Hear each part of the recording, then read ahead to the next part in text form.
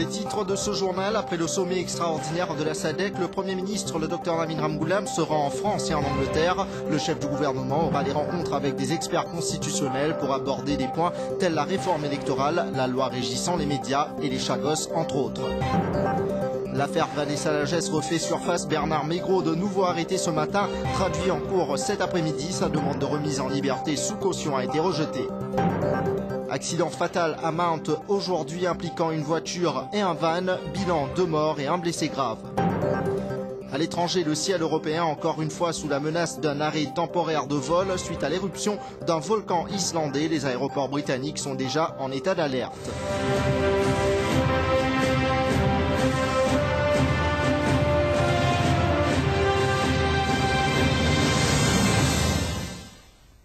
Bonsoir à tous et merci d'être avec nous pour ce journal. Après avoir participé au sommet extraordinaire de la SADC, la Southern African Development Community, qui a eu lieu en Namibie, le Premier ministre, le Dr Navin Ramgoolam, est parti pour Paris et Londres. Le chef du gouvernement aura des rencontres en France et en Grande-Bretagne avec des experts constitutionnels et des hommes de loi au sujet de la réforme électorale, de la loi régissant les médias, de même que sur les chagos. Le Dr Navin Ramgoolam aura des sessions de travail avec entre autres Geoffrey Robertson QC et Philip Sands QC. Une rencontre est également prévue entre le Premier ministre et l'ancien président français Jacques Chirac à Paris. L'affaire remonte à l'année 2001. Vanessa Lagès, styliste, avait été retrouvée morte dans la baignoire du bungalow où elle habitait à Grand-Bay. Depuis, 10 années se sont écoulées. L'affaire a maintes reprises fait la une des médias. Et aujourd'hui, c'est un nouveau tournant qui vient de faire ressurgir ce cas. Bernard Maigreau, souvenez-vous, il avait déjà été arrêté dans le cadre de l'enquête et même considéré comme principal suspect, a de nouveau été arrêté par les enquêteurs ce matin. Traduit en cours au courant de l'après-midi, sa remise en liberté sous caution a été rejetée. Le point avec Sarah Ono. Bernard Maigreau a été de nouveau arrêté sous une charge provisoire de meurtre sur la personne de Vanessa Lagès. Il est passé en cour de district de Maputo cet après-midi après une journée d'interrogation aux casernes centrales. Le verdict est tombé. Bernard Maigreau est reconduit en cellule policière jusqu'à lundi prochain. Ses avocats, maître Gavin Glover, maître Ivan Kolendavelou et maître Yves Hein, ont fait appel pour que Maigreau soit relâché sous caution. La police a cependant objecté. Sa motion de remise en liberté sous caution sera débattue en cours jeudi. Bernard Maigreau a été interpellé ce matin par la police et il lui a été demandé de répondre à certaines questions au vu de certains nouveaux faits que la police aurait à sa possession, mais nous avons refusé de répondre aux questions de la police au vu du fait que la police refuse jusqu'à l'heure de nous dire quels sont les éléments qu'ils ont à la possession, ce qui est contraire à la Constitution. Nous sommes d'avis que M. Maigreau a été injustement accusé et détenu aujourd'hui. Nous allons faire tout pour le relâcher dans les plus brefs délais. L'affaire Vanessa Lagès a fait couler beaucoup d'encre depuis 10 ans. Pour rappel, cette styliste avait été retrouvée morte dans la baignoire de son bungalow à Grand-Bay le 10 mars 2001. Et ce n'est qu'en 2007 que le principal suspect dans cette affaire, Bernard Maigreau, a été déféré aux assises par le senior magistrate Azam Niroy. Cependant, en mai 2008, l'accusation de meurtre a été rayée contre Maigreau pour manque de preuves par le directeur des poursuites publiques d'alors, Gérard Angot. 97 témoins ont été entendus dans cette affaire en cour de Maputo. 10 ans après les faits, la police est en possession de nouveaux éléments, mais elle n'a pas souhaité faire de commentaires à ce stade de l'enquête. Un accident fatal s'est produit cet après-midi à Mount, dans le nord du pays. Accident impliquant une voiture et un van. Bilan 2 morts et un blessé grave. Tous étaient à bord de la voiture impliquée. Le troisième occupant de cette voiture, gravement blessé, est actuellement admis à l'hôpital du Nord. Quant au chauffeur du van, il est introuvable. Selon la police, il aurait pris la fuite après l'accident. La situation en eau à Maurice, vous le savez, inspire de vives inquiétudes ces derniers temps. Marovacoa, principal réservoir du pays, est bien en dessous de sa moyenne et on vous l'annonçait, les autorités ont enclenché plusieurs opérations urgentes pour améliorer la fourniture d'eau. Parmi, on retrouve les travaux de canalisation reliant le réservoir de Marlong à la station de traitement de la Marie, un projet d'environ 82 millions de roupies. Les précisions avec Tassima Djoumen. En raison du faible taux de remplissage du réservoir de Marovakwa, la CWA entreprend à travers son agence Sotravic des travaux de canalisation de Marlong jusqu'au conduit reliant Marovakwa et la station de traitement d'eau à la Marie. Le tronçon de canalisation mesure environ 5 km. Selon le chef du projet, la durée des travaux est prévue jusqu'au mois d'octobre 2011. Et le projet est très important parce qu'il y apporte à peu près 20 000 m3 d'eau par jour pour pallier à manque d'eau qu'il y a à Marovakwa. Et le tracé qu'il finit choisir la cause d'un problème de topographie entre Marlong et Marovakwa. C'est-à-dire que de Marlong à Marovakwa, nous avons un décalage de seulement un dénivellement de 8 mètres. Et avec une perte de charge de 5 mètres, c'est-à-dire nous devons manœuvrer pour amener de l'eau à Marovakwa, l'eau dénivellement de seulement 3 mètres. C'est pour cette raison que nous devons passer à travers un terrain chassé, une plantation de légumes et les autres terrains privés. Cependant, la mise en œuvre de ce projet comporte quelques inconvénients, dont l'utilisation des passages se situant dans des terrains privés et agricoles, se trouvant dans un périmètre de 5 km. Tout de même, les planteurs collaborent avec les autorités pour concrétiser ce projet urgent dans l'intérêt national. C'est un bon projet. Nous sommes d'accord pour collaboration avec CWA. La CWA rassure les propriétaires et les planteurs concernés que leurs doléances seront examinées avec attention et qu'elle procédera à des compensations appropriées dans les cas légitimes. Le ministre des Affaires étrangères, de l'intégration régionale et du commerce international, le Dr Arvin Boulel, se trouve actuellement à Bali, en Indonésie. Il participe cette semaine à la 16e conférence ministérielle du mouvement des non-alignés, conférence qui a pour thème une vision partagée sur la contribution du mouvement des non-alignés pour les 50 prochaines années. La réunion de Bali accueille 2 nouveaux membres cette année, à savoir le Fidji et l'Azerbaïdjan, ce qui porte à 120 le nombre d'États membres du mouvement des non-alignés. La mission de prospection touristique conjointe Maurice-Réunion-Madagascar en Chine la semaine dernière a été très encourageante en termes d'opportunités et de contacts en prélude du premier vol sur Shanghai le 4 juillet prochain.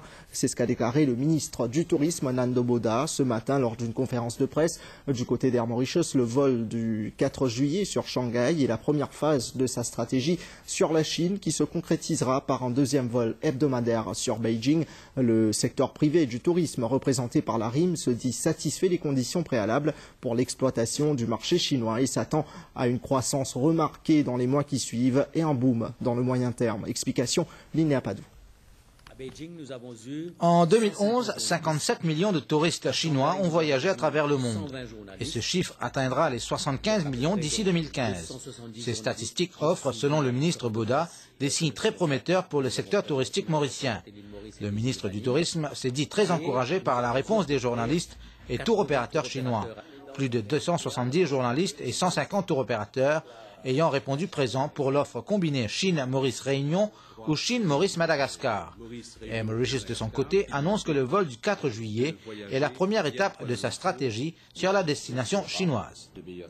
La deuxième étape que nous avions prévue pour le mois d'avril de l'année prochaine, c'est-à-dire un vol sans escale sur Shanghai, nous avons décidé d'avancer ce vol sans escale pour coïncider avec le Nouvel An chinois au mois de février 2012. La troisième étape sera bien sûr un deuxième vol, tel que nous demandent les professionnels du tourisme, à la fois à l'île Maurice, à la Réunion et à Madagascar, mais aussi et surtout en Chine. Un deuxième vol sur Shanghai.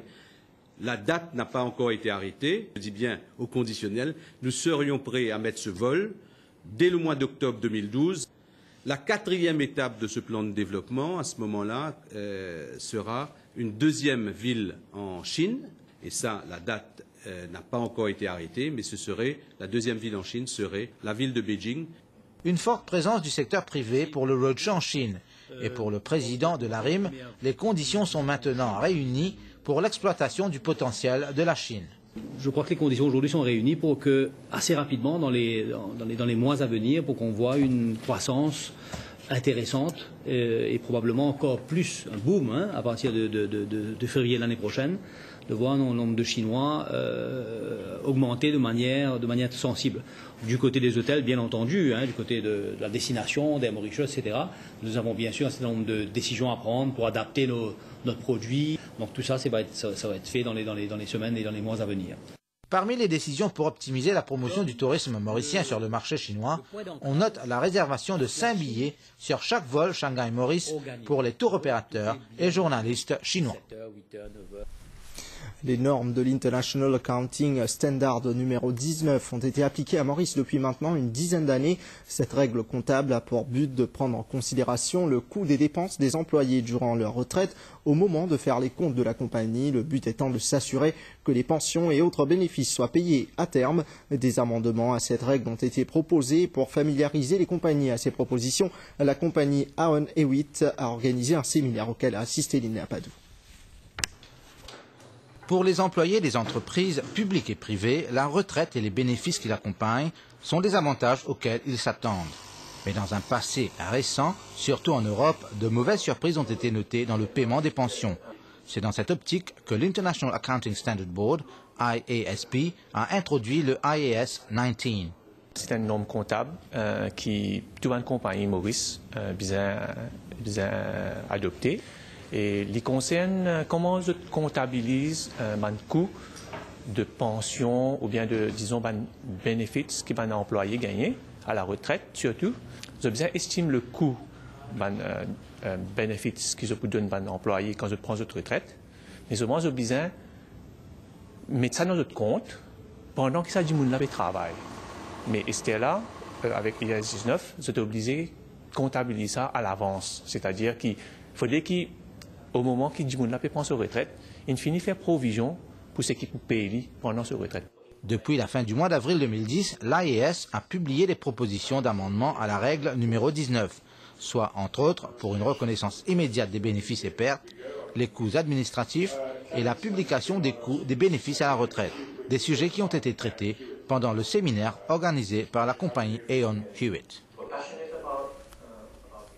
La Banque européenne d'investissement accorde un prêt de 30 millions d'euros, environ 13 milliards de roupies, à la State Bank of Mauritius, annonce faite par l'institution dans un communiqué aujourd'hui. Cette enveloppe est destinée au financement des projets du secteur privé à Maurice et dans d'autres pays de l'océan Indien.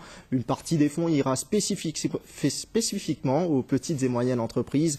D'ailleurs, l'offre de la Banque européenne d'investissement sera accompagnée d'une assistance technique pour améliorer les prêts de la SBM aux PME.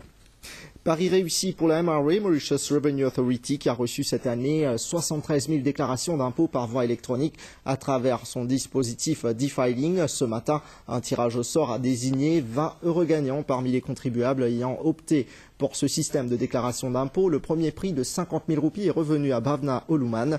À l'avenir, la MRA vise à atteindre la totalité, soit 100% des déclarations en ligne. Elle ambitionne également à devenir le pionnier en matière de paiement électronique en utilisant la plateforme du gouvernement en voie de développement. Faisons le point avec Ashok Bihari. Ils sont 20 gagnants tirés au sort parmi les 73 000 contribuables à avoir soumis leur déclaration d'impôt en ligne entre mi-février et mi-avril cette année. Cela représente 65% de toutes les déclarations reçues à la MRA. Le nombre de soumissions électroniques ne cesse de croître. De 1600 en 2007, il est passé à 45 000 l'année dernière. La MRA a déployé un important dispositif technique et humain pour faire face à la situation. 3 sites web, 16 centres d'assistance, des accords avec 8 banques pour le transfert de fonds en sus d'un système de virement direct. L'objectif est maintenant de parvenir à 100% de déclarations électroniques et de recevoir les paiements en ligne par carte bancaire. Our next step is to cover all the taxes in the electronic payment, like individual income tax returns have been filed electronically, whereas CPS has been filed manually. From next week, all the returns for CPS would be filed electronically and